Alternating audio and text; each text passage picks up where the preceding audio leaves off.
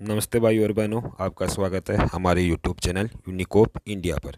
आज का वीडियो में लेकर आई हूँ राजस्थान ग्राम सेवक भर्ती से संबंधित। इससे पहले मैंने एक वीडियो पोस्ट किया था, लेकिन उस समय लगभग 2700 पोस्टों को वित्त विभाग से मंजूरी मिली थी, और जिस कारण से अब यह पोस्ट बढ़कर 3896 पदों पर यह भर्ती होगी। यानी जो ग्राम सेवक की भर्ती है उसका नोटिफिकेशन आएगा, तो वह नोटिफिकेशन 3896 पदों के लिए आएगा। इससे पहले भी लगभग 2016 में यह ग्राम सेवक की भर्ती आयोजित हुई थी, और उस समय भी अधीनस्थ बोर्ड ने ही ग्राम सेवक भर्ती को आयोजित किया था। इस बार भी अधीनस्थ बोर्ड ही राजस्थान ग्राम सेवक भर्ती को आयोजित करेगा। तो आने वाले कुछ दिनों में इसका नोटिफिकेशन जारी हो जाएगा। तो हम बात कर लेते हैं इसके कुल पदों की। देखो इसकी क्या योग्यता है, क्या सैलरी है, सब कुछ इस वीडियो में अपन कवर करेंगे। यदि किसी ने मेरे चैनल को सब्सक्राइब नहीं किया तो आप मेरे चैनल को सब्सक्राइब करें, जिससे आपको ग्राम सेवक भर्ती से संबंधित जो भी कोई अपडेट होगी आपको तुरंत बिल्कुल सटीक न्यूज मिलेगी। तो हम बात करते हैं, देखो ग्राम सेवक भर्ती में कुल कितनी पोस्ट है। तो यह है ग्राम सेवक भर्ती 3896 पदों पर होगी, और इसका आयोजन अधीनस्थ बोर्ड करेगा। अब हम बात करते हैं कि नॉन टीएसपी क्षेत्र में कुल कितने पद है। तो नॉन टीएसपी में 3222 पोस्ट है, और टीएसपी एरिया के लिए 674 पोस्ट है।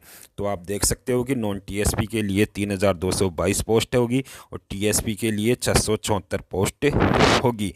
अब हम बात करते हैं इसकी योग्यता की। तो देखो योग्यता आपको पता है कि पिछली बार भी इसकी योग्यता ग्रेजुएशन थी, लेकिन देखो ग्रेजुएशन के साथ साथ कंप्यूटर एजुकेशन होना भी आवश्यक है। तो कंप्यूटर एजुकेशन में जैसे RSCIT हो गई, PGDCA ओ लेवल, जो भी आपने कंप्यूटर सब्जेक्ट यानी कंप्यूटर का डिप्लोमा ले रखा है, तो इसमें ग्रेजुएशन के साथ साथ आपको कंप्यूटर डिप्लोमा भी चाहिए। यदि कोई भाई बीटेक है, उसके कंप्यूटर सब्जेक्ट या IT सब्जेक्ट है, तो उसको डिप्लोमा की आवश्यकता नहीं होगी। ग्रेजुएशन के साथ साथ कंप्यूटर एजुकेशन होना भी आवश्यक है। कंप्यूटर एजुकेशन में राजस्थान सरकार से या भारत सरकार से सर्टिफाइड कोर्स ही मान्य होगा। ऐसे नहीं कि किसी इंस्टीट्यूट से आपने कंप्यूटर बेसिक कोर्स किया और प्राइवेट इंस्टीट्यूट का सर्टिफिकेट है तो वह मान्य नहीं होगा। अब हम बात कर लेते हैं, जैसे क्वालिफिकेशन में बहुत सारे स्टूडेंट्स पूछते हैं कि सर मेरी 3rd ईयर चल रही है, फाइनल ईयर चल रही है, तो क्या मैं इसके लिए योग्य हूँ या नहीं। तो इसके लिए बात कर लेता हूँ कि जिनकी ग्रेजुएशन इस साल कंप्लीट हो जाएगी, यानी जिनकी ग्रेजुएशन का फाइनल ईयर चल रहा है, तो वहाँ भी इस भर्ती का फॉर्म अप्लाई कर सकते हैं।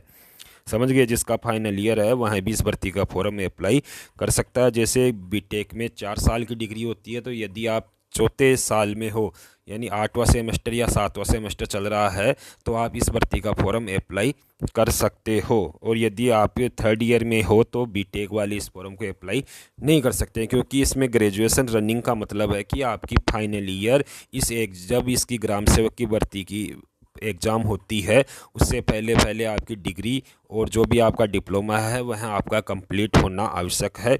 तो इसके लिए ग्रेजुएशन और कंप्यूटर एजुकेशन चाहिए, और जिसकी फाइनल ईयर इस साल कंप्लीट होगी वह भी इसके लिए फॉर्म अप्लाई कर सकता है। अब हम बात कर लेते हैं, देखो इसकी सैलरी। तो देखो इसकी सैलरी होगी, इसका सैलरी का पे बैंड है 5200 से 20200, और इसका लेवल है लेवल 6 की है, वैकेंसी है, लेवल 6 की भर्ती है। और इसकी एज, देखो सैलरी है इसकी 5200 से 20200, लेवल 6 की वैकेंसी है। और एज इसके लिए आपको एज चाहिए 18 से 40 वर्ष, यानी इस फॉर्म को अप्लाई करने के लिए आपकी एज 18 से 40 वर्ष होनी चाहिए। और मैक्सिमम एज में आपको कैटेगरी वाइज जैसे छूट मिलती है कैटेगरी वाइज वैसे छूट मिलेगी, जिससे मैक्सिमम एज में आपको 2 से 3 साल की छूट मिल सकती है। 2400, यहाँ 2400 ग्रेड पे की लेवल 6 की वैकेंसी है, और जिसकी सैलरी होगी 5200 से 20200। अब हम बात करते हैं इसके एग्ज़ाम पैटर्न की।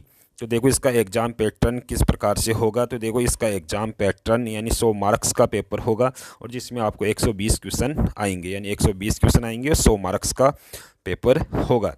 और इसमें टाइम ड्यूरेशन है 2 आवर्स, यानी 2 आवर्स का पेपर होगा, जिसमें 120 क्वेश्चन आपके ऑब्जेक्टिव क्वेश्चन आते हैं। इसके एग्ज़ाम पैटर्न में ऑब्जेक्टिव क्वेश्चन आएंगे 100 मार्क्स की, और ऑफलाइन एग्ज़ाम होगा। यानी टाइम है 2 आवर्स में आपको 120 क्वेश्चन करने हैं, और 100 मार्क्स के क्वेश्चन होंगे।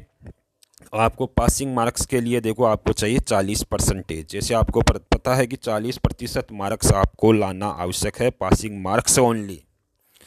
इसके बाद में अलग से कट ऑफ जारी की जाएगी, लेकिन आपको पेपर में पास होने के लिए कम से कम आपको 40% मार्क्स लाना आवश्यक है। और इसमें 1/3 नेगेटिव मार्किंग है, यानी नेगेटिव मार्किंग होगी। और नेगेटिव मार्किंग कितनी? 1/3। अब हम बात कर लेते हैं इसके सिलेबस की। तो देखो, इसका सिलेबस सेम 2016 में जो सिलेबस था सेम वही होने के चांस है, क्योंकि देखो इससे पिछली बार भी अधीनस्थ बोर्ड ने इस भर्ती को आयोजित किया था और इस बार भी अधीनस्थ बोर्ड ही आयोजित करेगा। तो इसके सिलेबस में शायद ही कोई चेंज हो, तो इसका सिलेबस सेम 2016 भर्ती में था वही सिलेबस रहेगा। जिस कारण से देखो इसका सिलेबस लगभग पटवारी भर्ती के समान है। तो जो अभ्यर्थी पटवारी भर्ती की तैयारी कर रहा है उनके लिए एक सुनहरा अवसर है, क्योंकि पटवार भर्ती भी लगभग 4000 पोस्टों पे हो रही है और इतनी लगभग 4000 पोस्ट ग्राम सेवक की है और दोनों का लगभग समान सिलेबस है। तो पटवार भर्ती की जो तैयारी कर रहे हैं उनको अवश्य यह फॉर्म, ग्राम सेवक का फॉर्म अवश्य लगाना चाहिए। और साथ ही आप लोगों को बता देता हूँ इसका डिटेल सिलेबस का वीडियो आपको मैं नेक्स्ट वीडियो में आपको इसका डिटेल सिलेबस उपलब्ध करवा दूंगा। लेकिन इसका सिलेबस 2016 अकॉर्डिंग ही रहने वाला है, शायद इसमें कोई चेंज है जो, और आपको पता होगा कि 2016 का सिलेबस वही है जो इस बार पटवारी भर्ती का है। तो धन्यवाद दोस्तों। यदि आपने मेरा चैनल सब्सक्राइब नहीं किया तो आप मेरे चैनल को सब्सक्राइब करो, जिसको आपको लेटेस्ट अपडेट ग्राम सेवक भर्ती, पटवार भर्ती, हर प्रकार की राजस्थान की भर्तियों की आपको अपडेट समय समय पर मिलती रहेगी। धन्यवाद।